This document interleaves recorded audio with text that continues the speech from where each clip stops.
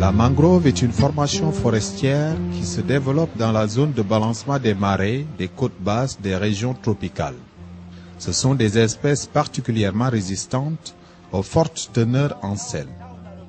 On les appelle des halophytes. Chaque espèce de mangrove développe sa propre stratégie pour résister à la forte salinité qui caractérise parfois leur milieu de vie.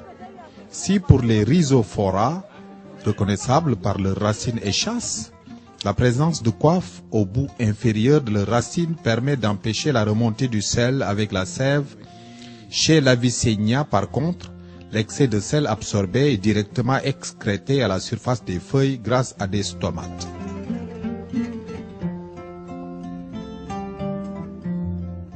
C'est la période de reproduction chez les Rhizophora. Les graines ont déjà germé et ont donné des plantules appelées propagules.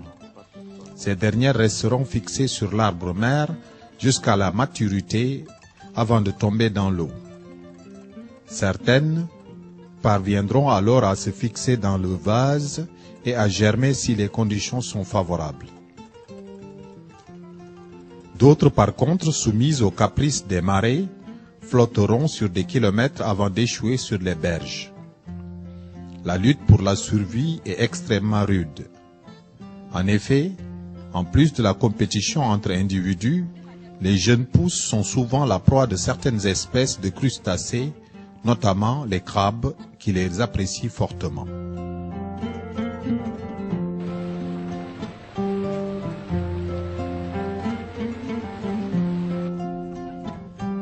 Pendant très longtemps, les écosystèmes de mangroves furent considérés comme des zones infestées et donc ignorés par les chercheurs et les politiques. Aujourd'hui, l'importance écologique et économique de ces zones commence à faire l'objet d'une préoccupation majeure. En effet, les mangroves font partie des écosystèmes les plus productifs en biomasse de notre planète et procurent d'importantes ressources forestières et halieutiques pour les populations vivant dans ces zones. De plus, les écosystèmes de mangroves offrent d'excellentes conditions pour la reproduction et la croissance de nombreuses espèces animales, notamment les poissons, les crustacés, les oiseaux et certains mammifères comme le lamantin ouest-africain. Dans les zones côtières fragiles, en proie à une érosion marquée, à de fréquents cyclones ou tsunamis, les formations de mangroves jouent un rôle de barrière d'une grande importance. La mangrove est utile tant pour la diversité biologique, que ce soit animale, végétale, mais je veux dire aussi la mangrove joue un rôle socio-économique très important. Vous savez pertinemment que dans les zones de mangrove, les gens tirent l'essentiel de leurs revenus en ressources monétaires et en ressources nutritionnelles de ces écosystèmes de mangrove. Parce que dans la mangrove, on trouve presque tout. Du bois pour la construction, du poisson pour la nourriture et toutes ces autres espèces-là qui sont liées directement ou indirectement à la mangrove.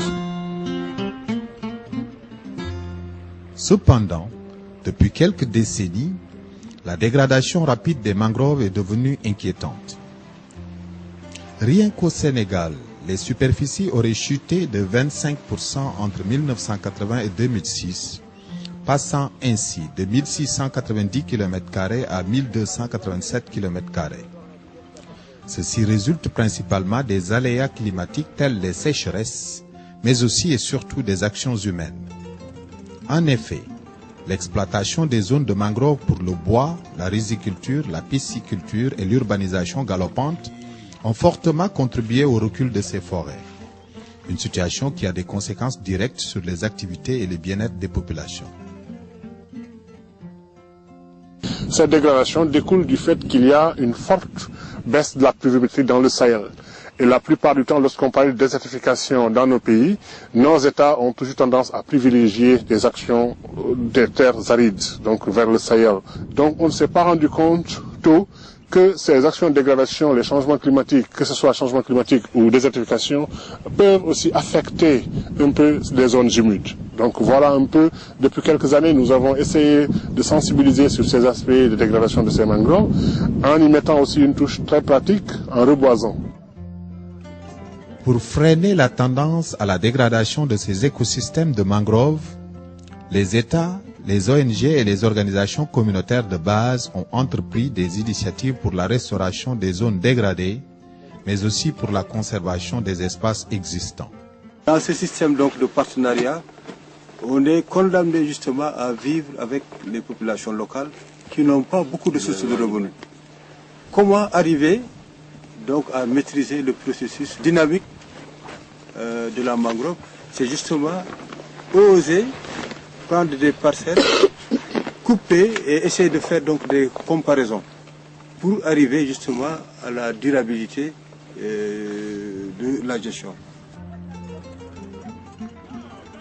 Nous sommes dans le delta du Sine Saloum, une localité située au centre-ouest du Sénégal. Ici, le développement socio-économique est fortement lié à la présence de la mangrove.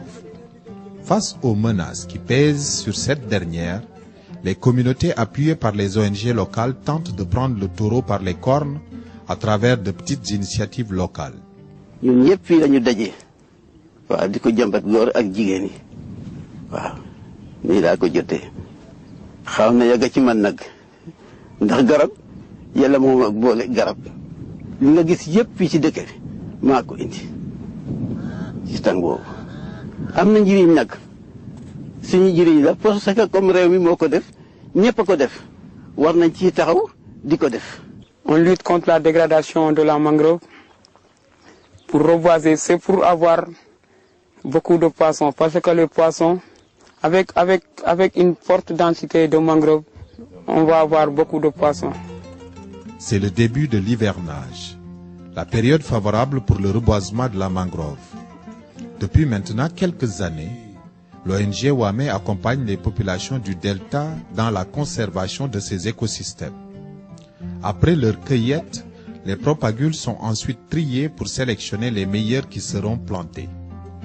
Il faudra ensuite choisir le milieu le plus adéquat.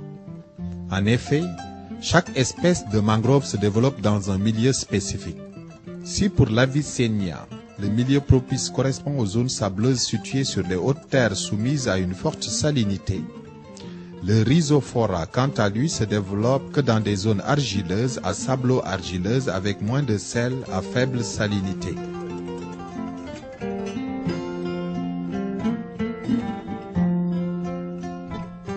Ces programmes ont permis de récupérer des centaines d'hectares de mangroves et de contribuer aussi au maintien de la biodiversité, source de richesse pour ces communautés locales.